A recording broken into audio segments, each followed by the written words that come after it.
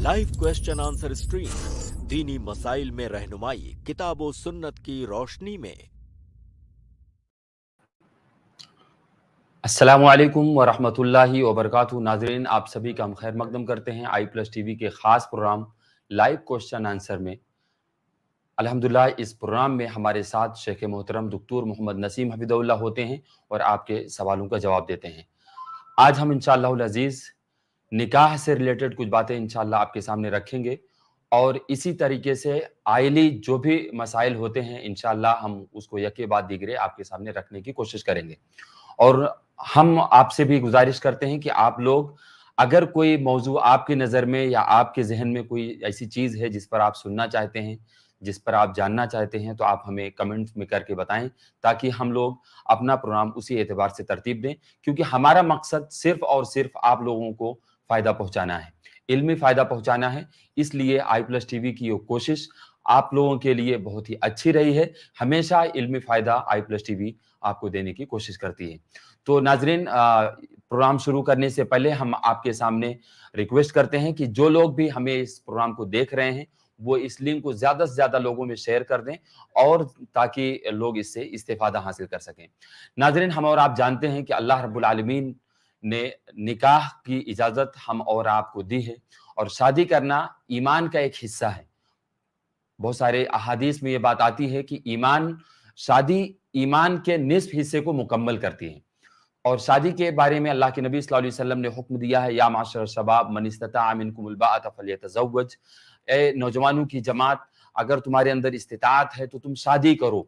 शादी का हुक्म मोहम्मद सल्लल्लाहु अलैहि वसल्लम ने दिया है और इसके साथ साथ में आप सल्लल्लाहु अलैहि वसल्लम ने उसकी वजह भी बताई और ये बताया, उसका फायदा भी बताया कि अगद्दुल बसर, तुम्हारी निगाहें नीची हो जाती हैं, तुम्हारे शर्मगाहों की हिफाजत का जरिया ये शादी होती है।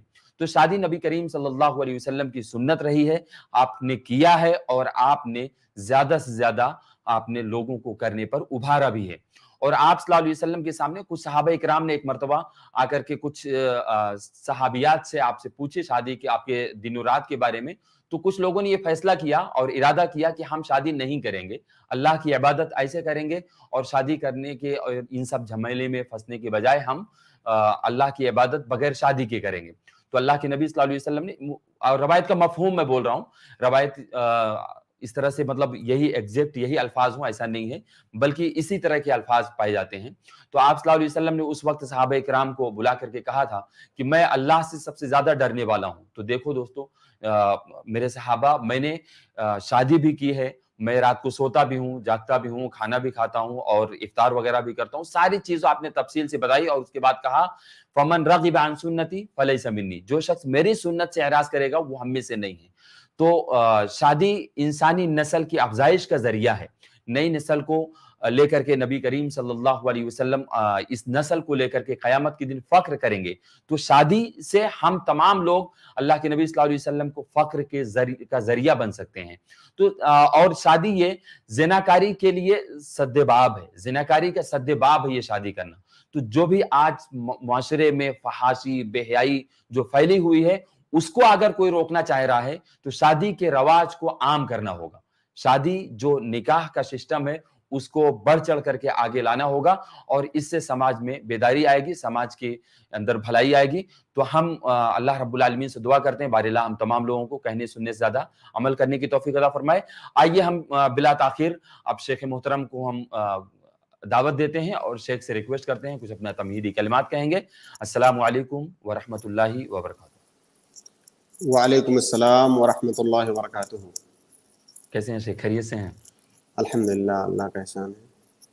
शेख अपना कुछ तमहीदी कलिमात कहेंगे इंशाल्लाह, उसके बाद ही हम सवाल और जवाब का सिलसिला शुरू करेंगे। जो लोग भी कमेंट में सवाल करते हैं हम उनसे गुजारिश करेंगे कि वो लोग कमेंट में सवाल करने के बजाय स्ट्रीमयार्ड की लिंक पिन कर दी गई है, उस लिंक के जरिए से जुड़ें और आकर के डायरेक्ट हमारे शेख मोहतरम से सवाल पूछें। जो भी सवालात होंगे हम उसके जवाब आपके सामने रखने की कोशिश करेंगे। अगर मौजू से रिलेटेड रहा तो अच्छी बात है, अगर नहीं रहा तो आम सवाल आप भी कर सकते हैं इंशाल्लाह। जी शेख। बिस्मिल्लाहिर्रहमानिर्रहीम।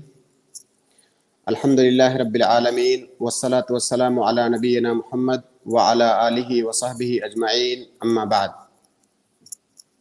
रब इशरह ली सदरी वयस्सिर ली अमरी वहलुल उक़दतम मिन लिसानी यफ़क़हू क़ौली। मुहतरम नाज़रीन किराम, जैसा कि अभी आपने शेख हाशिम से सुना कि आज से हमारी गुफ्तगू का महवर निकाह और निकाह से मुताल्लिक़ बहुत सारे आइली मसाइल के सिलसिले में हमारी गुफ्तगू होगी।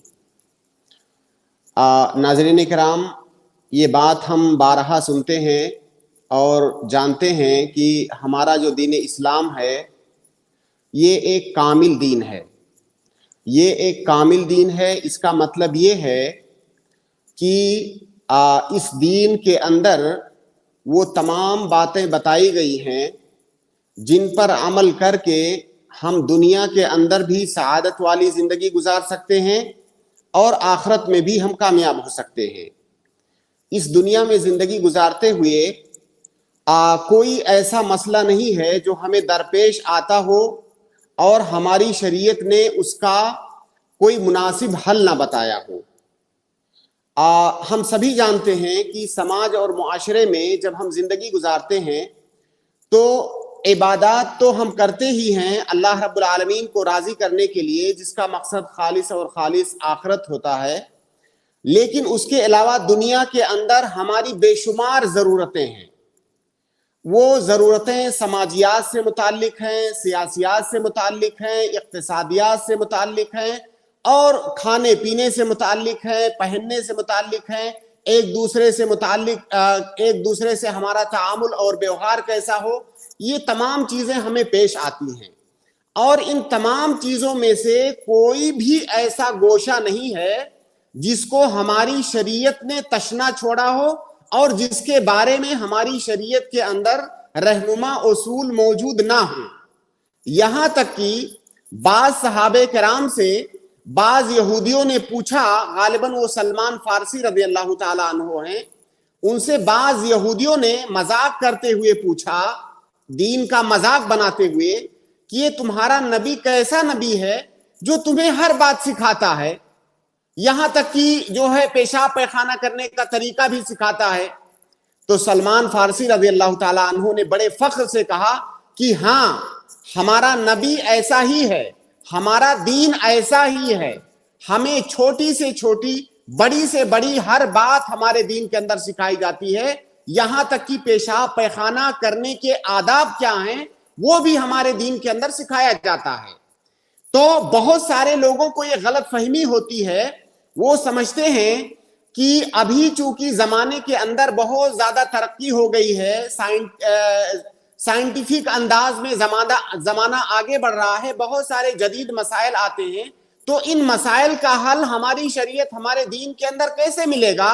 लिहाजा दीन को मॉडिफाई करने की जरूरत है, इसको अपडेट करने की जरूरत है। ये गलत फहमी बहुत सारे लोगों को होती है। दरअसल ये गलत फहमी इसीलिए होती है कि उन्हें ये बात मालूम नहीं है कि कोई भी मसला दुनिया के अंदर क़यामत तक कोई भी मसला ऐसा पेश आने वाला नहीं है जिसका हल हमारी शरीयत ने नहीं दिया है। या तो उसका हल तफसीली अंदाज में दिया है या उसका हल तासीली अंदाज में दिया है, यानी उसके रहनुमा उसूल मौजूद हैं। और दुनिया के किसी भी दस्तूर और कानून में तफसीलात मौजूद नहीं होती हैं, तमाम मसाइल की रहनुमा उसूल मौजूद होते हैं। तो इसी तरह से हमारी जिंदगी के अंदर पेश आने वाले जितने भी मसाइल हैं इस दुनिया के अंदर, तमाम मसाइल के सिलसिले में हमारे दीन के अंदर रहनुमा उसूल मौजूद हैं। और हम सभी जानते हैं कि जो आइली मसाइल हैं ये ऐसे मसाइल हैं जिनसे हर आदमी को, हर इंसान को गुजरना पड़ता है, चाहे वो कोई अमीर हो, गरीब हो, शहर में रहने वाला हो, देहात में रहने वाला हो, मर्द हो, औरत हो, हर इंसान को इन आइली मसाइल से गुजरना पड़ता है। लिहाजा इन आइली मसाइल से मुताल्लिक हमारी शरीयत की क्या रहनुमाइयां हैं, हमारी शरीयत के क्या अहकाम हैं, उनको जानना एक मुसलमान के लिए बेहद जरूरी है। इसीलिए हमने ये फैसला किया कि हम जो है चंद महीनों तक ان مسائل کے سلسلے میں گفتگو کریں جو نکاح، طلاق اور آئلی مسائل سے متعلق مسائل ہیں، خاص طور سے وہ مسائل جو کثرت کے ساتھ یا ہر آدمی کو پیش آتے ہیں اور جن کے بارے میں لوگوں کے اندر بہت ساری غلط فہمیاں ہیں اور بہت ساری غلطیاں ہوتی ہیں ان سے۔ لہٰذا آج سے ہماری گفتگو کا محور نکاح، طلاق یا نکاح سے متعلق پیدا ہونے والے جو دیگر مسائل ہیں وہ مسائل ہوں گے۔ تو آج کی ہم اپنی یہ گفتگو یہاں سے شروع کرتے ہیں۔ سب سے پہلے ہم یہ جاننے کی کوشش کرتے ہیں کہ نکاح کو ہماری شریعت کس نگاہ سے دیکھتی ہے اور نکاح کی ہماری شریعت کے اندر کیا اہمیت ہے شادی اور بیاہ کی، اور شادی اور بیاہ اور نکاح کے ہماری شریعت کے اندر کیا مقاصد ہیں، اس کے اہداف کیا ہیں، اس کی حکمتیں کیا ہیں نکاح کی۔ تو سامعین کرام، نکاح یہ کوئی عام چیز نہیں ہے جس کو ہم روا روی میں لیں، بلکہ نکاح کے بہت اہم اور عظیم مقاصد ہیں ہماری شریعت کے اندر، جس کو کہ جگہ جگہ پر کتاب و سنت کے اندر بتایا گیا ہے۔ اگر ہم ان پر غور کریں تو آسانی کے ساتھ ہم انہیں سمجھ سکتے ہیں اور عرض واقع پر بھی ہم اس کا روزمرہ مشاہدہ کرتے ہیں کہ نکاح کی کیا اہمیت ہے ایک انسان کی اور خاص طور سے ایک مسلمان کی زندگی میں۔ تو نکاح کا ہماری شریعت کے اندر جو سب سے بڑا مقصد، سب سے بڑا جو ٹارگٹ ہے وہ ہے نسل انسانی کا بقا، نسل انسانی کی حفاظت۔ ہم سبھی جانتے ہیں کہ نکاح سے جو تعلقات استوار ہوتے ہیں ایک مرد اور ایک عورت کے درمیان، دو خاندانوں کے درمیان، انہی تعلقات کی بنا پر نسل انسانی آگے بڑھتی ہے۔ اگر ہم ان تعلقات کو مائنس کر دیں تو دنیا کا بقا یہ ممکن نہیں ہے۔ تو دنیا کا بقا، نسل انسانی کا بقا اور سماج اور معاشرے اور سوسائٹی کی تشکیل اسی نکاح سے طے ہوتی ہے۔ تو سب سے بڑا مقصد نکاح کا ہماری شریعت کے اندر انسانی نسل کی حفاظت کرنا ہے تاکہ انسانی نسل آگے بڑھے اور یہ دنیا باقی رہے۔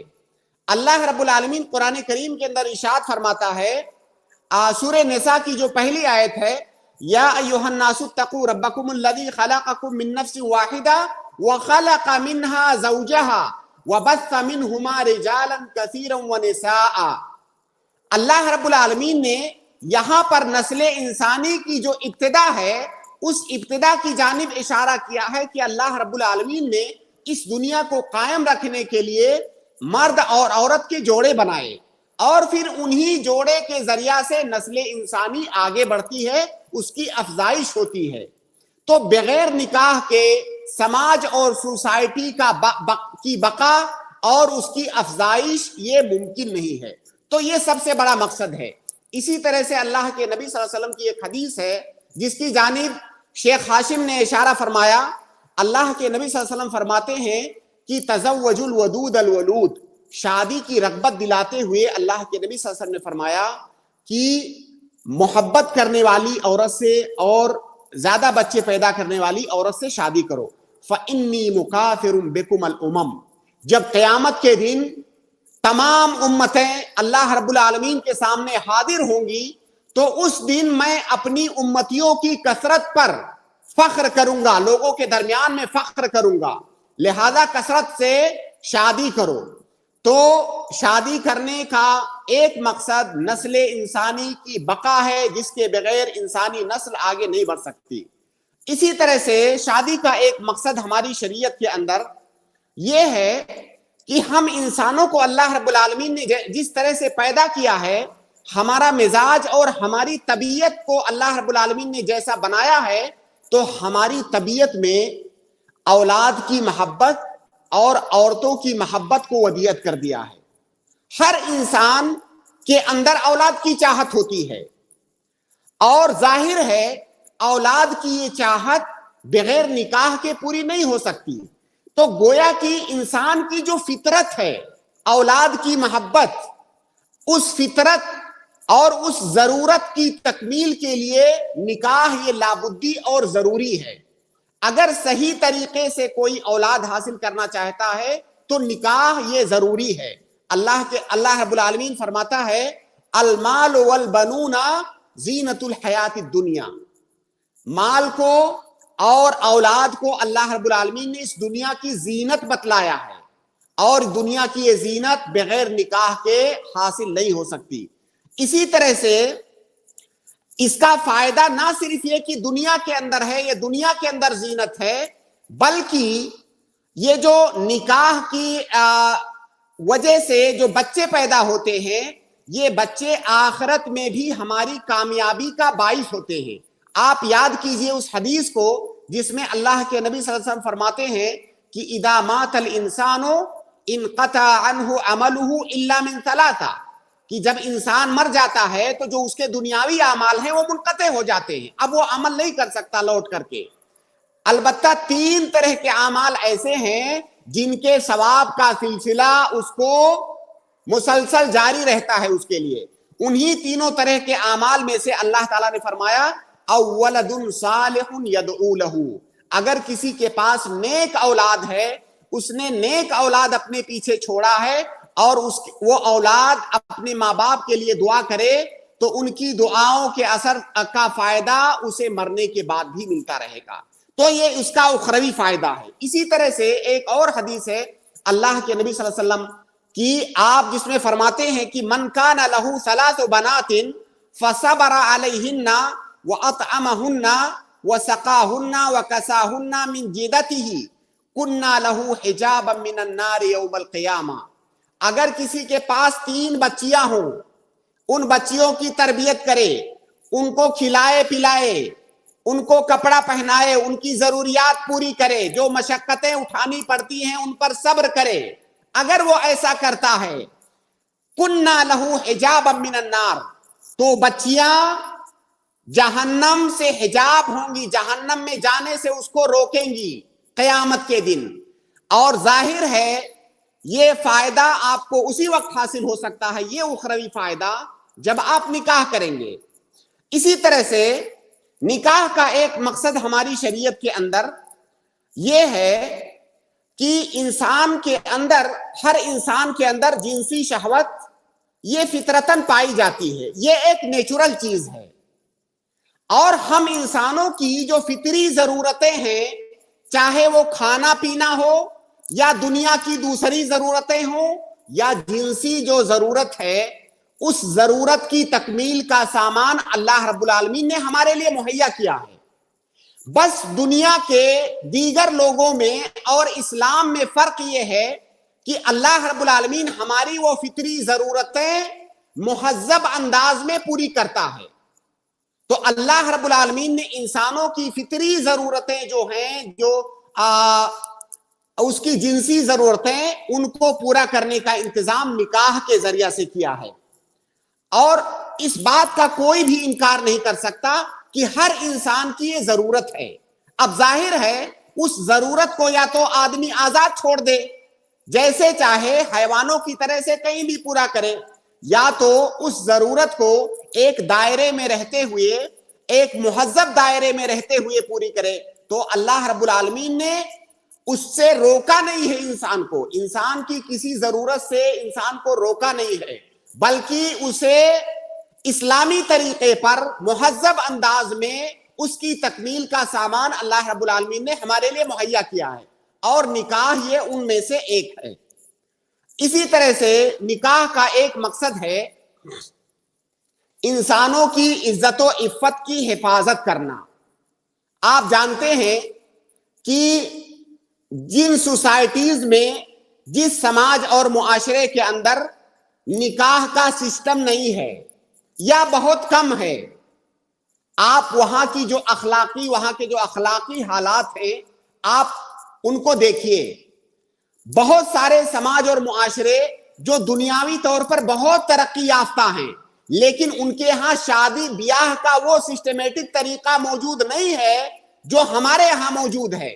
یہی وجہ ہے کہ ان کا سماج ٹوٹ پھوٹ کا شکار ہے، اور اب آخر میں وہ یہ سوچنے پر مجبور ہو گئے ہیں کہ اس کا حل کیا ہو سکتا ہے.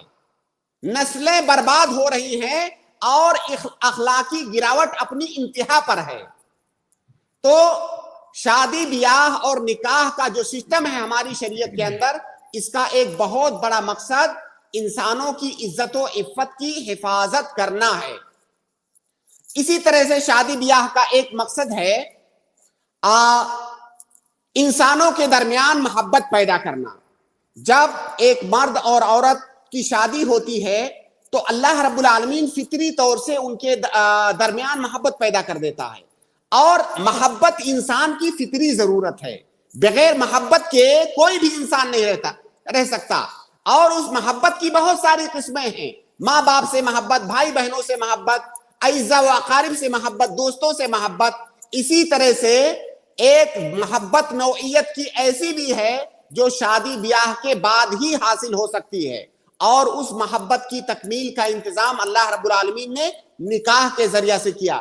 اللہ رب العالمین فرماتا ہے وَمِنْ آيَاتِهِ أَنْ خَلَقَ لَكُم مِّنْ أَنفُسِكُمْ أَزْوَاجًا لِتَسْكُنُوا إِلَيْهَا وَجَعَلَ بَيْنَكُم مَّوَدَّةً وَرَحْمَةً، کہ اللہ رب العالمین کی نشانیوں میں سے ہے نکاح. جب ایک مرد اور ایک عورت کی شادی ہوتی ہے تو اللہ رب العالمین کی یہ بہت بڑی نشانی ہے کہ دو اجنبی لوگ آپس میں ملتے ہیں اور ان کے درمیان الفت اور محبت کا ایسا رشتہ قائم ہوتا ہے جس کے سامنے سارے رشتے ہیچ ہو جاتے ہیں. تو ہم انسانوں کے اندر محبت کی جو فطری جذبہ ہے اس کی تسکین کے لیے اللہ رب العالمین نے نکاح کا انتظام کیا ہے. اسی طرح سے نکاح کا ایک مقصد یہ ہے کہ ہم جانتے ہیں کہ سماج کے اندر ہم انسان جب آتے ہیں تو ہم مختلف مراحل سے گزرتے ہیں. ہم ایسے مراحل سے بھی گزرتے ہیں جہاں پر ہمیں اس بات کی ضرورت ہوتی ہے کہ ہماری کوئی نگرانی کرے اور ہماری کوئی دیکھ بھال کرے، کوئی ہمارے اوپر خرچ کرے، کوئی ہماری ضرورتوں کو پوری کرے. آپ تصور کیجئے کہ ظاہر ہے یہ جب دنیا قائم ہے تو اس میں نسل انسانی بڑھے گی، چاہے وہ نکاح کے ذریعہ سے ہو یا زنا کے ذریعہ سے. اگر اس کو روک دیا جائے تو دنیا ختم ہو جائے گی. اب اگر نکاح کا انتظام نہ ہو اور نسل انسانی بڑھے، بچے پیدا ہوں، تو ان بچوں کی ذمہ داری کون اٹھائے گا؟ اسی طرح سے وہ ان عورتوں کی ذمہ داری کون اٹھائے گا؟ تو نکاح یہ ایک ایسا سسٹم ہے جس کے ذریعہ سے اللہ رب العالمین نے ایک دوسرے کی خدمت پر لوگوں کو مامور کر دیا ہے. تو نکاح کے ذریعہ سے آدمی عورتوں پر خرچ کرتا ہے، بچوں پر خرچ کرتا ہے، ان کی ضرورتوں کو پوری کرتا ہے. اسی لیے آپ دیکھیں گے کہ جن سماج اور معاشروں میں نکاح کا سسٹم نہیں ہے وہاں پر ایسے بچوں کے لیے جن کے کوئی ماں باپ، کوئی وارث نہیں، وہ لاوارث ہیں، ایسے بچوں کے لیے انتظام کرنا پڑتا ہے. اور ان کی تربیت کیسی ہوتی ہے آپ یہ بہتر جانتے ہیں. اور یہ جو نئی نسل ہوتی ہے، سماج یہی نئی نسل طے کرتی ہے کہ سماج کس طرف جائے گا. تو اگر ان بچوں پر خرچ کرنے والا، ان کی ضروریات کو پوری کرنے والا کوئی نہ ہو تو یہ اس سسٹم کا وجود میں آنا یہ ممکن نہیں ہے. اللہ کے نبی اللہ رب العالمین فرماتا ہے وَلَهُنَّ عَلَيْكُمْ رِزْقُهُنَّ وَكِسْوَتُهُنَّ بِالْمَعْرُوفِ. بیویوں کے بارے میں اللہ رب العالمین نے ان کے حقوق کا ذکر کرتے ہوئے فرمایا کہ بیویوں کا خرچہ تمہارے اوپر واجب ہے، بیویوں کی تمام ضروریات کو پوری کرنا تمہارے اوپر واجب ہے. تو یہ ایک بہت بڑی حکمت اور ایک بہت بڑا مقصد ہے نکاح کا. اسی طرح سے ایک بڑا مقصد یہ ہے کہ سماج اور سوسائٹی کے اندر بہت سارے خاندان رہتے ہیں، بہت سارے قبیلے رہتے ہیں. ان خاندانوں کا، ان قبیلوں کا، ان لوگوں کا کو آپس میں جو جوڑنے والی چیز ہے سب سے مضبوط رشتے کے ساتھ، وہ رشتہ ہے نکاح کا رشتہ. اسی لیے ہم دیکھتے ہیں کہ بہت سارے خاندان جن میں آپس میں دشمنیاں ہوتی ہیں، بہت سخت قسم کی دشمنیاں، لیکن جب شادی ہو جاتی ہے یہ دشمنیاں محبت میں بدل جاتی ہیں. تو یہ سماج اور معاشرے کے افراد کو، خاندانوں کو، قبیلوں کو آپس میں جوڑنے کا ایک بہترین طریقہ ہے نکاح. اس کے ذریعے سے اللہ رب العالمین لوگوں کو جوڑتا ہے. اللہ رب العالمین فرماتا ہے هو الذی خلق من الماء بشرا فجعله نسبا وسحرا. ایک تو نسب کے ذریعے سے اللہ رب العالمین افراد کو جوڑتا ہے معاشرے کے. دوسرا جو سسرالی رشتہ ہوتا ہے اس کے ذریعے سے نئے تعلقات قائم ہوتے ہیں لوگوں کے درمیان, اور سماج اور معاشرہ اس کے ذریعے سے آگے بڑھتا ہے. اسی طرح سے نسل انسانی کی تربیت کا جو مسئلہ ہے, اگر نکاح کو ختم کر دیا جائے تو نسل انسانی کی اچھی تربیت کرنا یہ ممکن نہیں ہے. جیسا کہ میں نے ابھی عرض کیا کہ وہ بچے جو لاوارث ہیں, چاہے ہمارے ملک میں یا دوسرے ممالک میں, ان کے کیا حالات ہوتے ہیں. آپ تصور کیجئے کہ اگر نکاح کا سسٹم موجود نہ ہو اور سارے ہی بچے اس طرح سے لاوارث ہوں, ان کی ذمہ داری کون اٹھائے گا, ان کی تربیت کون کرے گا؟ وہ بچے ضائع ہو جائیں گے.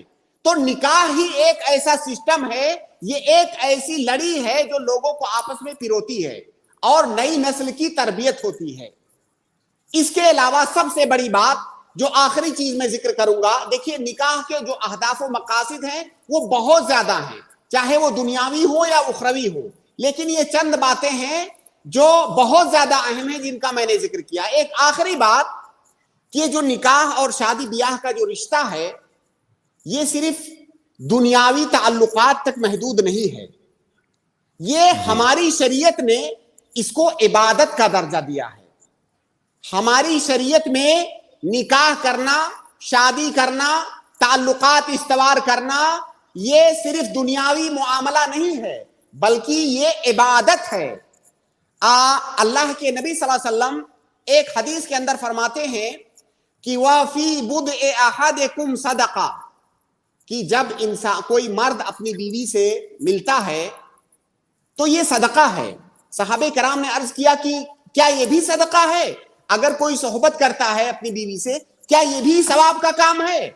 اللہ کے نبی صلی اللہ علیہ وسلم نے فرمایا کہ تم بتاؤ کہ اگر کوئی آدمی زنا کرے تو کیا اسے گناہ ملے گا کہ نہیں؟ تو جب وہ حرام کاری کر رہا ہے اسے گناہ مل رہا ہے, تو جب وہ نکاح کے ذریعہ سے اپنی بیوی سے ملتا ہے تو اسے ثواب کیوں نہیں ملے گا؟ تو نکاح یہ صرف دنیاوی معاملے کی حد تک محدود نہیں ہے, ہماری شریعت نے اس کو عبادت بتلایا ہے. اسی طرح سے جس حدیث کی جانب آپ نے اشارہ کیا شیخ ہاشم, کہ بعض صحابہ کرام اللہ کے نبی صلی اللہ علیہ وسلم کے پاس آئے, آپ کی بعض بیویوں سے انہوں نے آپ کا جو 24 گھنٹے کا روٹین ہے اس کو جاننے کی کوشش کی تاکہ اس کی اتباع کر سکیں. تو جب آپ کی بیویوں نے بتایا کہ اللہ کے نبی صلی اللہ علیہ وسلم ایسے ایسے عبادت کرتے ہیں تو بڑے حیران ہوئے, کہے کہ پھر تو ہم کچھ بھی نہیں کرتے ہیں. کأنہم تقالوا, انہوں نے اپنی عبادتوں کو بہت کم سمجھا. تو بعض لوگوں نے کہا کہ اب میں ہمیشہ روزہ ہی رکھوں گا, بعض نے کہا میں رات بھر تہجد ہی پڑھوں گا. تو اللہ کے نبی صلی اللہ علیہ وسلم کو جب خبر لگی تو آپ نے ان کو نصیحت کی اور فرمایا کہ دیکھو یہ کوئی تقوی نہیں ہے, نکاح کو چھوڑ دینا یہ تقوی اور دینداری نہیں ہے. میں تم میں سب سے زیادہ متقی ہوں, اس کے باوجود بھی یہ تمام دنیاوی کام میں کرتا ہوں اور شادی بھی کرتا ہوں. تو شادی کو ترک کر دینا یہ عبادت نہیں ہے بلکہ شادی کرنا یہ عبادت ہے. پھر آگے آپ نے فرمایا النکاح من سنتی فمن رغب عن سنتی فلیس منی. آپ نے فرمایا کہ میں شادی کرتا ہوں یہ میری سنت ہے, اگر میری سنت سے کوئی اعراض کرے فلیس منی, تو وہ ہم میں سے نہیں ہے یا ہمارے راستے پر نہیں ہے. تو شادی بیاہ ہمارے دین کے اندر یہ ایک تعلق تک محدود نہیں ہے, یہ عبادت ہے, یہ عبادت ہے. اور بارہا میں اپنی گفتگو میں بارہا یہ بات عرض کرتا ہوں کہ ہم کوئی بھی کام کریں اگر اس کام کے اندر اللہ رب العالمین کی اطاعت کا جذبہ شامل ہو جائے تو وہ کام عبادت بن جاتا ہے. تو شادی بیاہ یہ عبادت ہے, اس کو عبادت سمجھ کر کے ہمیں کرنا ہے اور اللہ اور اس کے رسول کے بتائے ہوئے طریقے کے مطابق کرنا ہے. یہ بہت پاکیزہ رشتہ ہے, یہ بہت حساس رشتہ ہے, اور اسی رشتے کی بنیاد پر ہماری نئی نسل کی تربیت ہوتی ہے, ہمارا سماج اور معاشرہ آگے بڑھتا ہے. لہذا ہماری شریعت کے اندر شادی بیاہ کا کیا صحیح طریقہ ہے، وہ کون سے مسائل ہیں جن کا جاننا ہمارے لیے ضروری ہے. انشاءاللہ آگے کے مجالس میں ہم انہی مسائل پر گفتگو کریں گے، اور ہم اپنے ناظرین سے گزارش کرتے ہیں کہ وہ مسائل جن کے سلسلے میں آپ سننا چاہتے ہیں یا جن کو جاننا آپ کے لیے ضروری ہے، جو اشکالات آپ کے ذہن میں ہوں، آپ اسے ہمارے سامنے پیش کریں، یا آپ کمنٹ میں لکھ کر کے وہ ان موضوعات کی جانب آپ اشارہ کریں جن کے سلسلے میں آپ سننا پسند فرماتے ہیں. انشاءاللہ ان تمام مسائل کے بارے میں گفتگو کی جائے گی. جی انشاءاللہ. جزاک اللہ خیر، بارک اللہ فیک شیخ. اللہ رب العالمین آپ کے علم میں برکت عطا فرمائے. ناظرین کافی وقت ہو گیا ہے، 30 منٹ ہمارے پاس بچے ہیں. ہم انشاءاللہ العزیز ناظرین کے سوالات لیں گے. ناظرین جو لوگ بھی کمنٹ کر رہے ہیں، ہم ان سے گزارش کر رہے ہیں کہ وہ لوگ کمنٹ میں سوال پوچھنے کے بجائے لنک کمنٹ میں پن کر دی گئی ہے، آپ پلیز آ کر کے جوائن کریں، جوائن کر کے اپنا سوال پوچھیں. تو شیخ ہم زیادہ وقت نہ لیتے ہوئے اب ڈائریکٹ ہی اپنے سوال جواب کا سلسلہ شروع کرتے ہیں. آپ اجازت دیں. جی شیخ. میں فن لائف ایک نام سے جڑے ہیں، میں ان کو ایڈ کیا ہوں، اگر سن پا رہے ہیں تو پلیز انمیوٹ کر کے اپنا سوال پوچھیں.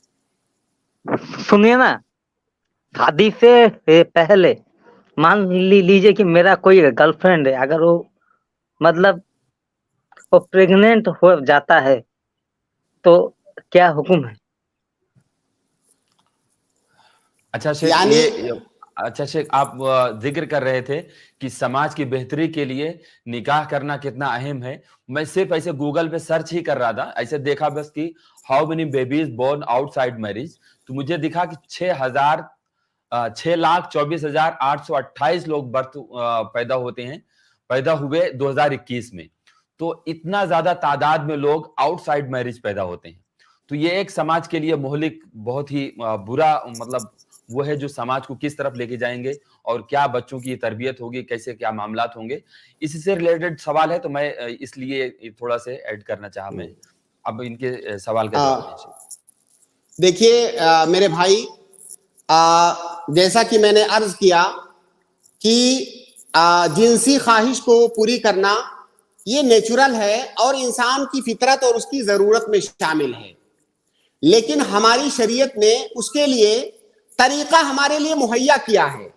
ہماری شریعت جب کسی چیز سے روکتی ہے، انسان کی کسی ضرورت سے روکتی ہے، تو اسے اس کا الٹرنیٹ اور اس کا بدیل دیتی ہے. ہماری شریعت نے زنا سے روکا، اس کا بدل ہمیں اس کا الٹرنیٹ نکاح دیا. اور زنا کرنا ہماری شریعت کے اندر کتنا بڑا گناہ ہے، آپ اس کا اندازہ صرف ایک بات سے لگائیں کہ اگر کوئی شادی شدہ مرد یا عورت زنا کرتا ہے اور ثابت ہو جاتا ہے، تو زنا کی جو سزا ہے ہماری شریعت کے اندر کسی اور جرم کی وہ سزا نہیں ہے. وہ سزا یہ ہے کہ ایسے انسان کو رجم کر دیا جائے، پتھروں سے مار مار کر ہلاک کر دیا جائے. آپ اس سے اندازہ لگائیں کہ ہماری شریعت زنا کے تئیں زنا کو کس نگاہ سے دیکھتی ہے. یہ کتنا قبیح جرم ہے، یہ کتنا قبیح جرم ہے. انسان کو انسانیت کے دائرے سے نکال کر حیوان بنا دیتا ہے. آپ کے سامنے اپنی وہ ضرورت پوری کرنے کا بدیل موجود ہے، آپ اس کے ذریعے سے اپنی ضرورت پوری کیجئے.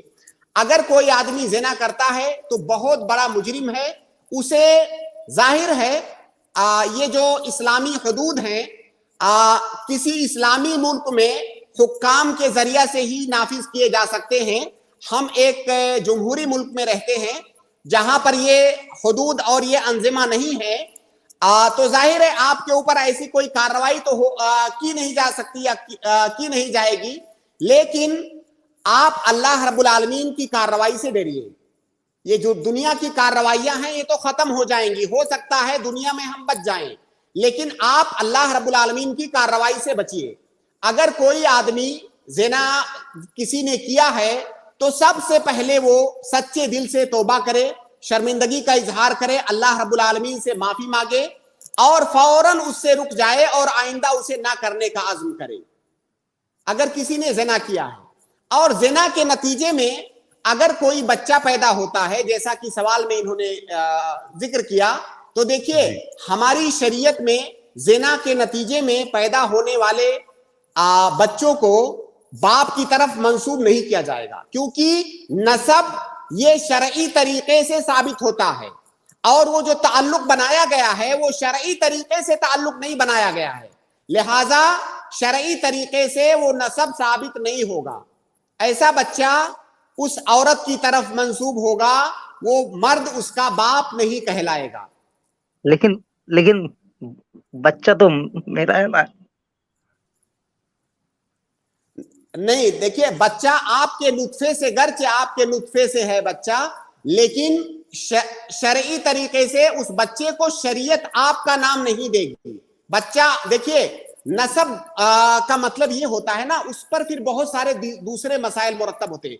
एक तो आपकी विरासत में उसका शरीक होना, आपकी तरफ उसका मंसूब होना, बहुत सारे मसाइल हैं, तो वो सारे मसाइल यहां पर नहीं आएंगे। बच्चा ना तो आपका वारिस होगा और ना तो वो आपका बेटा कहलाएगा शरीयत की निगाह में। ये इस्लाम का हुक्म है, ये इस्लाम की नजर में आपका ये हुक्म आपके ऊपर ये मुरत्तब होगा। अच्छा सुनिए ना जी, तो इसका उपाय क्या है? मतलब ऐसे लड़की को तो छोड़ नहीं सकते ना, बहुत सालों से रिलेशन है। लेकिन अब देखिए, के लिए क्या उसका उपाय, सबसे आसान उपाय मैं उसका आपको ये बताता हूं कि सबसे पहले तो आप तौबा कीजिए। अच्छा, आप ये बताइए, क्या आपको अपने इस गुनाह पर शर्मिंदगी है या नहीं, या आपने गलत किया है? शर्मिंदगी तो है से, लेकिन आपको महसूस होता है कि आपने गलत किया है? हाँ, आपने बहुत गलत किया है। आप जो है सबसे पहले तो तौबा कीजिए, सबसे पहले आप तौबा कीजिए और उस लड़की को भी कहिए कि वो तौबा करे। अगर आप दोनों तौबा कर लेते हैं सच्चे दिल से, तो उसके बाद आप दोनों का शादी कर लेना, इज़्दिवाजी ताल्लुक में बंध जाना, ये आपके लिए जायज है। अगर आप तौबा नहीं करते हैं तो आपका शादी करना भी जायज नहीं है। तो अगर आप दोनों, लड़का लड़की दोनों, जिन्होंने ज़िना किया है, सच्चे दिल से अगर वो तौबा कर ले रहे हैं, शर्मिंदा हैं अपने किए हुए पर, तो फिर उनका निकाह करना ये जायज है। और मैं समझता हूं उसका बेहतरीन हल यही है कि आप दोनों तौबा करें सच्चे दिल से, उसके बाद निकाह के रिश्ते में आप दोनों बंध जाएं, और वो जो बच्चा है अपनी माँ की तरफ मंसूब होगा। जाहिर है उस बच्चे की जरूरतें आप भी पूरी कर सकते हैं, उसकी परवरिश, तालीम और तरबियत। इस तरह से वो बच्चा भी जाये होने से बच जाएगा और आप दोनों का ताल्लुक भी हलाल हो जाएगा। लेकिन पहले जरूरी है कि सच्चे दिल से आप तौबा करें। शेख सुनिए ना, जी, अगर कोई बंदा, अगर मान लीजिए शराब पिया है, तो उसका तो 40 दिन तक नमाज रोजा कुछ कबूल नहीं होता, तो क्या वो इस हालत में नमाज पढ़ेगा? ये दूसरा सवाल है, ये शराब पीने से मुताल्लिक। शेख, मेरा बहुत बुरी आदत है, बीच बीच में शराब का आदत है। इन्ना लिल्लाहि व इन्ना इलैहि राजिऊन। लेकिन शेख नमाज पढ़ता हूँ। देखिए, शराब नशे की हालत में नमाज पढ़ना जायज नहीं है, लेकिन जब आप नशे की हालत में नहीं हैं उस वक्त आपको नमाज पढ़नी है, नमाज साकित नहीं है। अगर कोई शराब को हलाल समझ करके पीता है तब तो दायरे इस्लाम से खारिज हो जाएगा।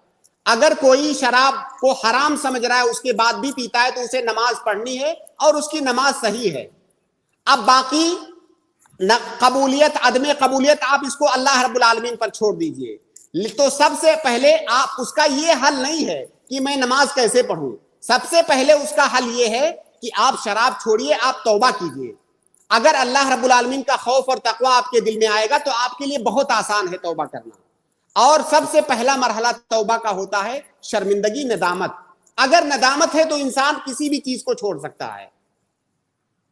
तो अल्लाह के लिए आप ये जो जिन गुनाहों का आपने जिक्र किया, आप इसे छोड़िए। आप सोचिए, आपको नहीं मालूम कि इस वक्त आप हमसे बात कर रहे हैं, कल तक आपकी जिंदगी रहेगी कि नहीं, किसी को नहीं मालूम। हर आदमी इस बात को मानता है। अब आप फर्ज कीजिए कि इसी गुनाह की हालत में अगर आपकी मौत हो गई तो क्या होगा। आप इसको तसव्वुर कीजिए। ये दुनिया चंद रोजा है और चंद घड़ी की लज्जत और चंद घड़ी आप इंजॉय करते हैं, उसकी बुनियाद पर वो जिंदगी जो हमेशा हमेशा रहने वाली है वो तबाह हो जाएगी। اور یہ جو زنا کی آپ نے بات کی وہ ضرورت آپ نکاح کر کے پوری کیجئے, ایک سے نہیں پوری ہو رہی ہے, اب آپ کے لیے 2 کا آپشن ہے, 3 کا 4 کا آپشن ہے, آدمی زنا کیوں کرے؟ جی فن لائف بھائی.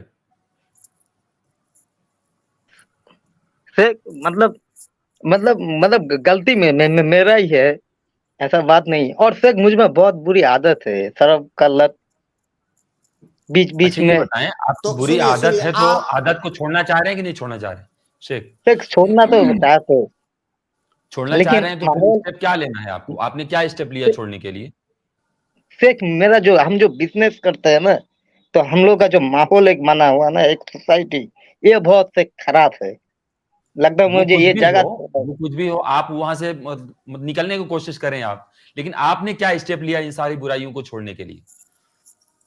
آپ چھوڑنا چاہ رہے ہیں کہ نہیں چھوڑنا چاہ رہے ہیں؟ ہاں ہاں تو آپ نے کیا اسٹیپ لیا چھوڑنے کے لیے؟ آپ کیا کر رہے ہیں؟ شیخ میرا جتنے بھی کانٹیکٹ ہے نا, ابھی میرا کسی سے میں بات نہیں کر رہا ہوں, اب صرف گھر اور مسجد اور بزنس جو ہے نا میرا, تو یہ پرسنل اسسٹنٹ ابھی سنبھال رہا ہے, گھر سے ہی مینج کر رہا ہوں. اگر باہر چلا جاتا ہوں تو من بہک جاتا ہے. دیکھیے گناہ کو چھوڑنے کا یہ جو طریقہ آپ بتا رہے ہیں بہت مفید طریقہ ہے. جس ماحول, جو ماحول آپ کو برائی کی طرف لے جا رہا ہو, سب سے پہلے تو آپ اس ماحول سے نکلیے. ماحول انسان سے, جیسا کہ بہت ساری بخاری کی مشہور حدیث ہے شیخ ہاشم, وہ بنو اسرائیل کا ایک اسرائیلی کا واقعہ جس نے 99 قتل کیے تھے, تو اس نے عالم نے اس کو مشورہ کیا دیا تھا کہ اس ماحول سے نکل جاؤ, دوسری بستی میں چلے جاؤ. تو آپ سب سے پہلے اس ماحول کو چھوڑیے اور پکا ارادہ کیجیے. آپ یہ بتائیے آپ نے آخری بار شراب کب پیا ہے؟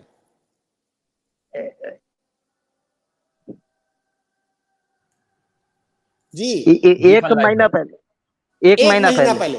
دیکھیے ماشاءاللہ آپ نے 1 مہینے سے شراب نہیں پیا ہے, اور اب اس کو آپ کنٹینیو رکھیے. آپ تہیہ کر لیجئے کہ کچھ بھی ہو جائے مجھے نہیں پینا ہے, یہ اللہ رب العالمین نے حرام قرار دیا ہے, مجھے نہیں پینا ہے. اور کوئی بھی برائی, خاص طور سے جو بڑی بڑی برائیاں ہیں, زنا اور شراب تو ام الخبائث ہے, تمام برائیوں کی جڑ ہے. اور زنا یہ انسان کو انسانیت کے درجے سے گرا دینے والی چیز ہے. مطلب انسان کے بعد جو سب سے قیمتی چیز ہوتی ہے وہ اس کی اپنی عزت ہوتی ہے, اپنی عصمت ہوتی ہے. اس کے بعد انسان نہیں رہ جاتا ہے, حیوان بن جاتا ہے. تو اگر آپ اس کی جو قباحت ہے, جو غلاظت ہے, اس کو محسوس کریں گے, آپ کے لیے چھوڑنا آسان ہے. اور آپ نے 1 مہینے سے شراب نہیں پیا, آپ آج ہی تہیہ کیجئے کہ اب اس کے قریب نہیں جانا ہے. اور جو آپ نے رشتے کی بات کی, آپ توبہ کیجئے, اور اگر وہ لڑکی بھی توبہ کر لیتی ہے تو آپ چاہیں تو اس سے شادی کر کے اپنے اس رشتے کو ایک نام دے سکتے ہیں اور اس کو شریعت کے دائرے میں لا سکتے ہیں. جی فن لائف بھائی, شکریہ شیخ. کیا آپ ایسا کرنے کا ارادہ رکھتے ہیں؟ ہاں انشاءاللہ. انشاءاللہ. جزاک اللہ خیر. اللہ رب العالمین آپ کی مدد فرمائے, آپ کو توفیق دے. اور شیخ اور ایک بات ہے, فن لائف بھائی دوسروں کو موقع دیں, لوگ جڑے ہیں اور سوال کرنا چاہ رہے ہیں. ہم لوگ جب بزنس کرتے ہیں نا, ہاں جب مان لیے کمپنی سے, پلاسٹک کا کمپنی ہے, وہاں سے مان لیے, ہاں وہاں پر مالک جو ہے نا وہ مسلمان ہے. اگر ہم لوگ بول دیں گے انشاءاللہ آپ کو پیسہ دیں گے, تو ہم کو وہ پکڑ کے رکھتا ہے. انشاءاللہ کا مطلب وہ سوچتا ہے کہ وہ پیسہ نہیں دے گا. یہ بھی ایک, اس کو بھی تھوڑا سا. اس سوال کے جواب انشاءاللہ پھر کبھی دیں گے انشاءاللہ. دیکھیے اگر کوئی آدمی کوئی بات کرتا ہے اور وعدہ کرتے ہوئے وہ انشاءاللہ بولتا ہے, اور دل میں اس کے یہ ہے کہ نہیں مجھے نہیں کرنا ہے, وہ صرف زبان سے انشاءاللہ بولتا ہے, تو ایسا آدمی جھوٹا ہے, ایسا آدمی مذاق اڑا رہا ہے. جیسے آپ نے کہا اگر اللہ نے چاہا تو میں ایسا کروں گا, دل میں آپ کے پکا ہے کہ مجھے نہیں کرنا ہے, تو آپ جھوٹے ہیں.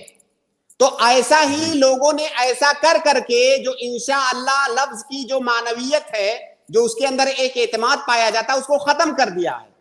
تو یہ اس کا نتیجہ ہے. اصل میں شیخ یہ ایک بہت بڑا سوال ہے, اس لیے بہت سارے لوگ یہ کہتے ہیں کہ انشاءاللہ کہہ کر کے مسلمان धोखा देने की कोशिश करते हैं। जी ऐसे बिल्कुल, एक स्ट्रीम भी ये हुई हमारी है गलती है। यूट्यूब पर। जी जी मैं एक दूसरे भाई को ऐड कर रहा हूँ, गेस क्वेश्चन मार्क है, मैं उनको ऐड कर रहा हूँ। अगर सुन पा रहे हैं तो प्लीज अनम्यूट करके अपना सवाल पूछें। जी मेरा सवाल था, कुरान में लिखा है कि दुनिया 6 दिन में बनी है, लेकिन दुनिया 6 दिन में नहीं बन सकती है साइंस के हिसाब से। 24 घंटे वाले 6 दिन में नहीं बन सकती है। जी कुरान गलत नहीं हुआ यहाँ पे? और एक हदीस भी है इसके ऊपर जो कहता है जो कहता है कि दुनिया मंडे बनी, ट्यूसडे बनी और फ्राइडे को दुनिया कंप्लीट हुई थी। ऐसे हो नहीं सकता है साइंस के हिसाब से। तो हम देखिए, साइंस की बात यहाँ पर नहीं पेश कर रहे हैं, बल्कि हम शरीयत की बात रख रहे हैं। जी शेख, आप कुछ जवाब दे रहे हैं? आप ये बताइए, अगर आप मुसलमान हैं तो क्या आपका ये अकीदा है कि नहीं कि इन्नल्लाह अला कुल्लि शैइन कदीर, कि अल्लाह ताला हर चीज पर कादिर है। अल्लाह ताला कहे कि हो जा, हो जाएगा कुछ भी। क्या आपका ये अकीदा है कि नहीं? अगर किसी का ये अकीदा नहीं है फिर वो मुसलमान ही नहीं है। अल्लाह ताला, देखिए, हमारी जो अक्ल है, हमारी जो ताकत है वो महदूद है, लिमिटेड है। हम ये फैसला कैसे कर सकते हैं कि ये चीज ऐसा अल्लाह ताला से नहीं हो सकता? ये तो कुफ्र है। अल्लाह ताला के लिए कोई भी चीज नामुमकिन नहीं है। ये हमारी जो महदूद और लिमिटेड हमारी अक्ल है, उसके जरिया से हम कह रहे हैं कि ऐसा मुमकिन नहीं। हाँ, हमारे लिए मुमकिन नहीं है ऐसा करना, लेकिन अल्लाह के लिए सब कुछ मुमकिन है। अल्लाह ताला एक कतरे से एक इंसान को बना देता है। इंसान के जिस्म के अंदर क्या क्या निशानियां हैं, साइंस भी उन निशानियों तक पहुंचने से कासिर है।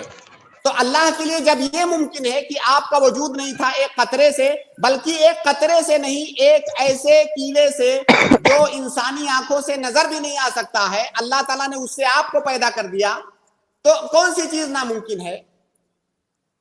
जी गेस भाई बताएं। जी लेकिन हम उसको कंपेयर तो साइंस से सही करेंगे ना, सही है गलत है। क्यों कोई कंपेयर करने के लिए कोई चीज होनी चाहिए, मतलब बेहतर समझने के लिए। बेहतर समझने के लिए आप ईमान वाले हैं, मुसलमान हैं या कि गैर मुस्लिम हैं? जी मुसलमानी हूँ। आप मुसलमान हैं? जी। तो साइंस तो जन्नत जहन्नम को भी नहीं मानती है, साइंस तो अल्लाह ताला को भी नहीं मानती है, साइंस नहीं मानती है। तो फिर आप कैसे मानते हैं अल्लाह ताला को? साइंस जन्नत जहन्नम को, कयामत को, आखिरत को नहीं मानती है। जी मैं समझ गया, आपका जवाब समझ गया। तो आप देखिए, हमारी जो अक्ल है, जो जाहिर है साइंस ये इंसानों का अमल है, साइंस ये इंसानों का अमल है। और इस पूरी कायनात के अंदर इंसान की क्या हैसियत है, उसके पास कितना इल्म है? इस कायनात के अंदर जो चीजें हैं उनमें से इंसान के पास आप बताइए कितना इल्म है? साइंस खुद इस बात का एतराफ करती है कि इस कायनात में जितनी चीजें हैं, एक सेहरा के अंदर पड़े हुए एक जर्रे के बराबर भी इल्म इंसान के पास नहीं आया है। फिर वो इंसान ये फैसला कैसे कर सकता है कि अल्लाह ताला ऐसा नहीं कर सकता, ऐसा मुमकिन नहीं है? जी मैं समझ गया आपका जवाब। मेरा बस आखिरी सवाल ये है कि सूरह तलाक के क्या पहले मैं आपसे ये पूछता हूँ कि बालिग से शादी करना जायज नहीं है ना? किससे शादी करना? बालिग। क्यों नहीं जायज है? ये आपसे किसने कहा कि नहीं जायज है? मतलब कि मैं शादी गलत तस्वीर कर रहा हूँ शायद, लेकिन जिसका उम्र नहीं है उसे शादी करना गलत है ना? किससे? हेलो, आवाज कट रहा है। सवाल किसने आपने कहा कि बालिग से शादी करना जायज नहीं है? अच्छा मैं एक सवाल पूछता हूँ।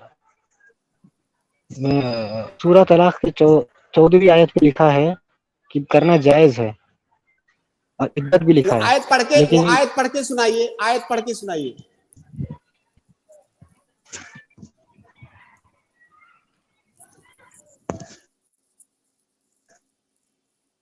जी भाई,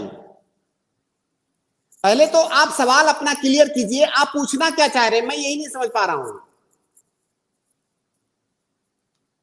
وہ اصل میں شیخ کانٹرڈکٹ دکھانا چاہ رہے ہیں کہ اس ایک جگہ پر یہ لکھا ہوا ہے ایسا, اس جگہ پر عمل ایسا ہوا ہے, ایسا کچھ بتانا چاہ رہے ہیں جو ان کی غلط فہمی ہے, لیکن وہ اپنا سوال واضح نہیں کر رہے ہیں. آپ وہ سوال واضح کریں تو انشاءاللہ ہم اس کے سوال کا جواب دیں گے.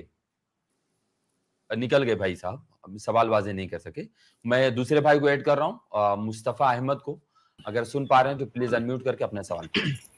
جی السلام علیکم. وعلیکم السلام ورحمۃ اللہ وبرکاتہ.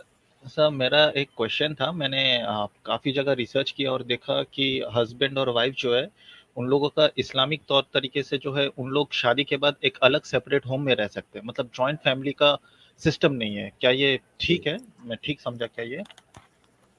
بالکل ٹھیک ہے, اور اس پر انشاءاللہ کسی اسٹریم میں ہم بہت تفصیل سے بات کریں گے. بس مختصر آپ کے سوال کا جواب یہ ہے کہ بالغ ہونے کے بعد انسان سیپریٹ رہ سکتا ہے. جیسے لڑکی شادی ہونے کے بعد وہ کسی کی بیوی ہوتی ہے, اس کے ساتھ رہے گی.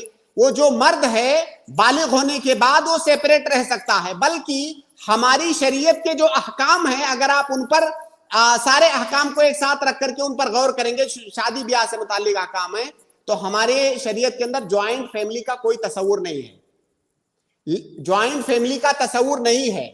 جو بیوی ہے وہ اپنے شوہر کی ذمہ داری ہے, وہ ساس سسر کی ذمہ داری نہیں ہے. سارے لوگ جوائنٹ فیملی کے اندر بہت ساری جو خرابیاں ہیں ان پر انشاءاللہ ہماری بات ہوگی. بس جوائنٹ فیملی کا تصور, یہ نظام ہماری شریعت کے اندر نہیں ہے. لیکن اگر کوئی جوائنٹ فیملی میں رہتا ہے شریعت کے احکام کی پابندی کرتے ہوئے, بغیر کسی کا حق مارے ہوئے, بغیر کسی پر ظلم کیے ہوئے, تو رہ سکتا ہے, اس میں کوئی حرج نہیں ہے. لیکن اس کو شریعت نے مجبور نہیں کیا ہے کہ وہ جوائنٹ فیملی میں رہے, بلکہ جوائنٹ فیملی میں رہنے سے بہت ساری خرابیاں لازم آتی ہیں, جس پر انشاءاللہ میں نے جیسا کہا کسی خاص اسٹریم میں ہم گفتگو کریں گے. جی سر, ایک اور کوشچن تھا اسی سے ریلیٹڈ. جیسا کہ آپ نے کہا کہ جو پیرنٹس ہوتے ہیں اور جو چلڈرن ہوتے ہیں, چلڈرن کا رسپانسبلٹی ہوتا ہے پیرنٹس کو ٹیک کیئر کرنے کے لیے, رائٹ, اکارڈنگ ٹو اسلام. تو جیسے جوائنٹ فیملی میں اگر کوئی نہیں رہتا ہے, اور مان لیجیے ایک سچویشن ہے جہاں پہ ایک ہسبینڈ وائف ہے, اور جو وائف ہے یہ اس کی رسپانسبلٹی ہے کہ وہ اپنی پیرنٹس کا جو مطلب ٹیک کیئر کرے, نہ کہ اس کے ہسبینڈ کا پیرنٹس کا ٹیک کیئر کرے, رائٹ.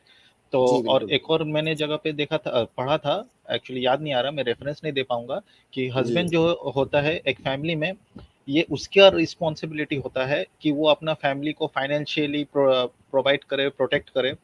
اور مان لیجیے اب جو یہ لیڈی ہے, یہ اس کا کوئی بھائی بہن نہیں ہے, اور یہ جوائنٹ فیملی میں بھی نہیں رہ رہا ہے. اب کل کو ڈیو ٹو ایج اگر اس عورت کا پیرنٹس کا اگر کچھ پرابلمز ہوتا ہے فائنینشیلی, اور وہ جو لڑکا ہسبینڈ ہے وہ منع کر دیتا ہے, تو اس جگہ پہ وہ لڑکی کیا کرے گی؟ کیونکہ لڑکی کا بیسک جو کام ہے مطلب اپنا گھر کو سنوارنا, ٹیک کیئر کرنا, بچوں کو پڑھانا. تو اس موضوع پہ آپ کچھ اگر بولیں. دیکھیے کئی مسائل, اتنے تقریباً 5-6 مسائل کو آپ نے ایک ساتھ ملا دیا. دیکھیے جو والدین ہیں ماں باپ ہیں, ظاہر ہے ماں باپ بوڑھے تو نہیں پیدا ہوتے ہیں, بوڑھے تو وہ آخری عمر میں ہوتے ہیں. جی, بوڑھے اور کمزور ہونے سے پہلے ان کے پاس مال اور دولت ہوتی ہے. تو جب تک ماں باپ کے پاس مال اور دولت ہے تب تک وہ اپنی دیکھ بھال خود کر سکتے ہیں. باقی جہاں تک خدمت کا مسئلہ ہے تو خدمت ان کے جو بچے ہیں, چاہے لڑکے ہوں یا لڑکیاں, وہ ان کی خدمت کریں گے, ان کے ساتھ حسن سلوک کریں گے. باقی جو مال وغیرہ کا مسئلہ ہے تو وہ اپنا ٹیک کیئر خود کریں گے والدین. اب وہ جو لڑکی ہے شادی ہو کر کے اپنے شوہر کے گھر چلی گئی, اب وہ اپنے شوہر کے گھر رہے گی. اب اس کے والدین, اب وہ اپنے والدین کے پاس ملنے, زیارت کرنے, ان کے ساتھ اچھا برتاؤ کرنا, یہ ساری چیزیں تو ہے اس لڑکی پر. لیکن ایسا نہیں ہے کہ وہ لڑکی اپنے شوہر کو یا اپنے سسرال کو چھوڑ کر کے جا کر کے ماں باپ کا خیال رکھے گی. ماں باپ کے ساتھ جو دوسرے بچے ہیں وہ ان کا خیال رکھیں گے. اور خیال رکھنے کی بات بھی آخری عمر میں آتی ہے, جب وہ ماں باپ ضعیف ہو جاتے ہیں اور ان کو ضرورت ہوتی ہے خدمت کی. तो अगर ऐसी सिचुएशन है कि कोई बूढ़े माँ बाप हैं, उनकी एक ही बेटी है, कोई और देख रेख करने वाला नहीं है, तो जाहिर है उनकी जिम्मेदारी उनके खानदान में और बहुत सारे अफराद होंगे, वो जिम्मेदारी वो पूरी करेंगे। अगर कोई नहीं है तो ये बच्ची पूरी करेगी, उसको मैनेज करेगी। लेकिन अपने सास ससुर की खिदमत करना और उनकी जरूरतों को पूरी करना ये दामाद की जिम्मेदारी नहीं है। तो यहां पर एक मसला नहीं, कई मसाइल, आप एक एक मसला जब पूछेंगे तो बात ज्यादा क्लियर हो पाएगी। कोई एक मसला बताएं। जी मुस्तफा अहमद साहब। सॉरी, मेरा म्यूट में चला गया था। मैं कह रहा था, जैसे आपने कहा कि मेरी आवाज आ रही है? हेलो जी जी बिल्कुल, आवाज आ रही। जी, मैं जैसे कह रहा था, आपने जैसा कहा कि पेरेंट्स जो है अचानक से तो बूढ़े नहीं होते, एक सर्टेन एज जाने के बाद वो जो है बूढ़े हो जाते हैं, उनके टेक केयर करने की मतलब ज़रूरत हो जाता है, मतलब करना ही पड़ता है ऐसा कुछ। जी तो अब हर कोई तो उतना फाइनेंशियली स्ट्रांग होता है नहीं कि मतलब अपना पूरा जो रिटायरमेंट प्लान करके रखे। तो मैं जी कह रहा हूँ मैक्सिमम अभी, जैसा मैं जिस फैमिली में रहता हूँ, मैं काफ़ी न्यूक्लियर फैमिली में रहता हूँ। अब मान लीजिए, मैं अपना एग्जाम्पल नहीं दे रहा, मान लीजिए थोड़ा मुख्तसर कीजिए सवाल। जी जी आप मुख्तसर सवाल पूछ लें मतलब, डायरेक्टली। अच्छा सॉरी। मैं जैसा पूछ रहा था कि अगर मान लीजिए पैसों की जरूरत होती है लड़की के माँ जी बाप को, और जी हस्बैंड देना मना कर देता है, तो जी इस जगह पे लड़की क्या करे? और लड़की के पास वो अपॉर्चुनिटी भी नहीं है कि वो कोई नर्स रखे अपना पेरेंट्स का टेक केयर करने के लिए। अब वो अलग रहते हैं तो लड़की को तो छोड़ के ही आना होगा ना। जी बिल्कुल। देखिए, आप ये बताइए कि वो जो बूढ़े माँ बाप हैं लड़की के, क्या इस दुनिया में उनकी सिर्फ एक वही लड़की है और कोई नहीं है? नहीं, और कोई है उनके मतलब अगर कोई टेक नहीं उन, केयर मतलब देखना नहीं चाहता उनको, अगर तो गलत अब कर रहा है। देखिए, ये जो मसाइल है ना, एक जंजीर की तरह से, एक कड़ी आप निकाल देंगे तो फिर मसला होगा। अच्छा जब उस जैसे वो बूढ़े जो माँ बाप हैं, जाहिर है वो जो उसकी बूढ़ी माँ है, उसके भी भाई होंगे, उसका भी खानदान होगा, वो नहीं उनकी नहीं, अगर देखभाल कोई करेगा। नहीं देखता है उनका, ऐसा अगर कोई नहीं तो टेक गलत केयर करते हैं, करता, वो गलत नहीं करते हैं। अगर नहीं मैं देखते हैं मानता तो हूँ, गलत करते हैं। नहीं और सर मैं बाकी जो, मैं समझ रहा मैं हूं, मेरी बात पूरी होने दीजिए। ओके ओके अगर उसकी उन बूढ़े माँ बाप की जिम्मेदारी जिन लोगों के ऊपर है, पहले हमें यह तय करना होगा कि उनकी जिम्मेदारी किसके ऊपर है। उसकी जिम्मेदारी इस दामाद पर नहीं है। दामाद का ऐसा कोई रिश्ता नहीं है अपने सास ससुर के साथ कि वो उनका टेक केयर करे। क्या वो सास ससुर जब उनकी वफात हो जाएगी, क्या दामाद कुछ पाएगा? या मान लीजिए कल को अपनी बीवी को तलाक दे दे, किसी वजह से उनका तलाक हो जाए, वो रिश्ता खत्म है। तो वो जो दामाद का और ससुर का रिश्ता है, वो ऐसा रिश्ता नहीं है जिसकी बुनियाद पर आप ये कहें कि दामाद खर्च करेगा। दामाद के ऊपर ना तो उनकी देख रेख करने की जिम्मेदारी है, ना तो एक रुपया खर्च करने की जिम्मेदारी है। इसको क्लियर समझिए। अब सवाल यही आएगा कि फिर कौन करेगा? भाई, इस दुनिया में हजारों लोग ऐसे हैं जो परेशान हैं, क्या उनकी जिम्मेदारी मेरे ऊपर आएगी? नहीं, कोई ना कोई तो उनका होगा। कोई नहीं होगा तो स्टेट होगा। अगर कोई नहीं होगा तो स्टेट होगा। अच्छा बाकी जैसे मान लीजिए उस बच्ची की, उस लड़की के पास अपना माल है, जाहिर है अपना माल उसी वक्त होगा उसके पास जब उसके माँ बाप ने शरीयत पर अमल करते हुए उसको दिया होगा कुछ, जी तभी होगा। और उसके पास माल कहां से आएगा? माल तो जाहिर है उसके जो शौहर का माल है, जब शौहर की वफात होगी तब पाएगी। जी और उसके जो माँ बाप का माल है, घर है, जमीन जायदाद या जो कुछ भी है, वो उसमें उसका हक है उस बच्ची का। अगर माँ बाप ने दिया होगा तो उसके पास माल होगा, तो अब वो अपने माँ बाप पर खर्च करेगी अपना माल। शौहर की जिम्मेदारी नहीं है कि वो अपने बीवी को पैसा दे कि ले जाओ अपने माँ बाप पर खर्च करो, वो उसकी जिम्मेदारी नहीं है, कतान भी नहीं। अगर वो बच्ची अगर उस सास ससुर के कोई नहीं है, जो है उसके भाई नहीं है, खानदान नहीं है, उसके जो असबा है, बहुत सारे रिश्ते होते हैं, उनकी जिम्मेदारी है। अगर कोई नहीं करता है तो ये बच्ची जितना कर सकती है अपने घर की जिम्मेदारियों को पूरी करते हुए जितना टेक केयर कर सकती है वो करेगी।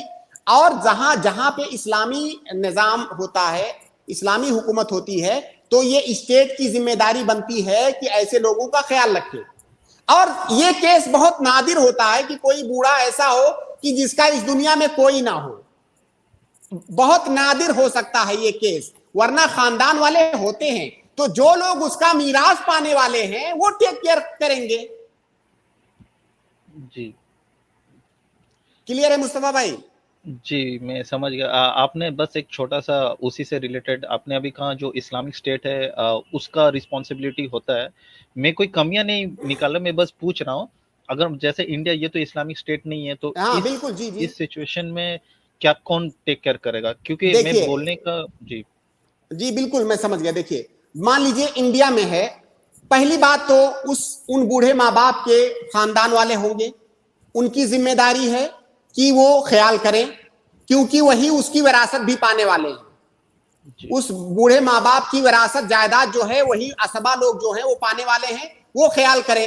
اگر وہ نہیں کرتے ہیں تو جو یہ بچی ہے, یہ بچی اس کو مینج کرنا ہوگا کہ اپنے گھر کو سسرال کو کس طرح سنبھالتی ہے, اور ماں باپ کو اگر وہ جو داماد ہے اجازت دے تو اپنے گھر بھی لا کے رکھ سکتی ہے, اگر وہ اجازت دے تو. اگر وہ اجازت دے, پیسہ دے تو اپنے ماں باپ کو اس کا دیا ہوا پیسہ بھی دے سکتی ہے. اور ظاہر ہے اگر ایسے بوڑھے ساس سسر ہیں جو اتنے مجبور ہیں, اگر داماد ان کو دے گا تو ہم جو بات کر رہے ہیں واجب یا ناواجب ہونے کی, اگر وہ دے گا تو اسے اجر ملے گا. اگر وہ دے گا تو ظاہر ہے وہ اس کی بیوی ہے, اس کی بیوی کے ماں باپ ہیں, انہیں دے گا تو اسے ثواب ملے گا. لیکن اگر وہ نہیں دیتا ہے تو ہم یہ نہیں کہیں گے کہ وہ غلط کر رہا ہے. میرے کہنے کا مطلب صرف یہ ہے کہ اس کے اوپر واجب نہیں ہے, اگر دے تو بہت اچھی بات ہے, خاص طور سے ایسے حالات میں دینا یہ بہت اجر کا کام ہے. ایک عام مسلمان کی مدد کرنا اتنا اجر کا کام ہے, وہ تو اس کے ساس سسر ہیں لیکن اس پر واجب نہیں ہے. اچھا سر ایک لاسٹ سوال تھا, جیسا کہ مصطفیٰ بھائی ہمارے پروگرام کا وقت ختم ہو چکا ہے تقریباً. آپ سر ایک تھا اگر آپ بولے تو جی فرمائیں. کوئی بات. سر جیسا آپ نے کہا کہ جیسا Islamic according to Islamic law ایک وائف کو سیپریٹ ہوم دینا مطلب جائز ہے, جائز نہیں, ذمہ داری ہے. سوری ذمہ داری ہے, جائز نہیں, واجب ضروری ہے, کمپلسری. جی کمپلسری ہے. تو اب مان لیجئے اب بہت کوئی ہوتا ہے کہ اپنا مطلب کر لیتا ہے کہ دیکھیے مجھے جو ہے اپنے پیرنٹس کے ساتھ ہی رہنا ہے, تو یہ اگر بول کے کوئی شادی کرتا ہے اور وہ لڑکی ہاں بولتا ہے تو اس حساب سے تو وہ شادی کر سکتا ہے اور وہ جوائنٹ فیملی میں رہ سکتی ہے. لیکن اگر بعد میں وہ لڑکی مکر جائے اور بولے کہ میں نہیں رہ سکتا تمہارے پیرنٹس کے ساتھ اور وہ فائنینشلی اسٹرانگ بھی نہیں ہے, تو کیا وہ طلاق دے سکتے ہیں اس لڑکی کو؟ دیکھیے اگر شادی کرتے وقت شوہر نے یا اس مرد نے اس عورت کے سامنے یہ شرط رکھی تھی کہ شادی کے بعد میں اپنے ماں باپ کے ساتھ ہی رہوں گا, اور وہ لڑکی راضی ہو گئی کہ ہاں مجھے کوئی اعتراض نہیں ہے, آپ ماں باپ کے ساتھ ہی رہنا. اب اس نے جو وعدہ کیا ہے بعد میں اس عورت کے لیے ضروری ہے کہ اپنا وعدہ نبھائے. اگر وہ اپنے وعدے سے مکرتی ہے تو اس شوہر کو یہ حق ہے کہ اس کو چھوڑ دے. اور دوسری بات, اگر شرط وغیرہ نہیں ہوتی ہے شادی میں, کوئی شرط, شادی ہو گئی, اب وہ اس کی بیوی مطالبہ کر رہی ہے کہ مجھے سیپریٹ ہوم چاہیے, تو اس مرد کی ذمہ داری ہے کہ اسے سیپریٹ گھر اس کے لیے مہیا کرے. لیکن سیپریٹ گھر کا یہ مطلب ہرگز نہیں ہے کہ وہ اپنے ماں باپ کو چھوڑ دے. وہ بیوی بچوں کا بھی سیپریٹ گھر میں خیال رکھے گا, ماں باپ کی جو ضروریات ہیں ان کو بھی پورے کرے گا, ان کی زیارت کرے گا, ان سے ملنے جائے گا, جو بھی ان کی ضروریات ہے پوری کرے گا. لیکن سیپریٹ گھر کا مطالبہ کرنا یہ بیوی کا حق ہے. بس اس کا یہ مطلب کوئی عورت یا کوئی مرد یہ نہ سمجھے کہ بیوی کو حق ہے کہ بچے کو اس کے ماں باپ سے الگ کر دو. الگ نہیں کرنا ہے, سیپریٹ گھر دینا یہ الگ بات ہے اور الگ کر دینا الگ بات ہے. جی جی جی شکریہ, تھینک یو, جزاک اللہ خیر. شکراً, جزاک اللہ خیر. شیخ ہمارے پروگرام کا وقت ختم ہو رہا ہے, میں 2-4 لوگ جڑے ہیں تو میں ان کو ایڈ کر دوں کیونکہ اس کے جسٹ ہی ایک پروگرام ہے 9:30 بجے, میں وہ اس میں ڈسٹرب نہیں کرنا چاہتا ہوں. صرف ایک لاسٹ سوال لے رہا ہوں انشاءاللہ. محمد خوشنود جی, اگر آپ سن پا رہے ہیں تو ان میوٹ کر کے اپنا سوال پوچھیں. मुख्तसर एक ही सवाल पूछें, हमारे प्रोग्राम का वक्त बिल्कुल खत्म हो चुका है।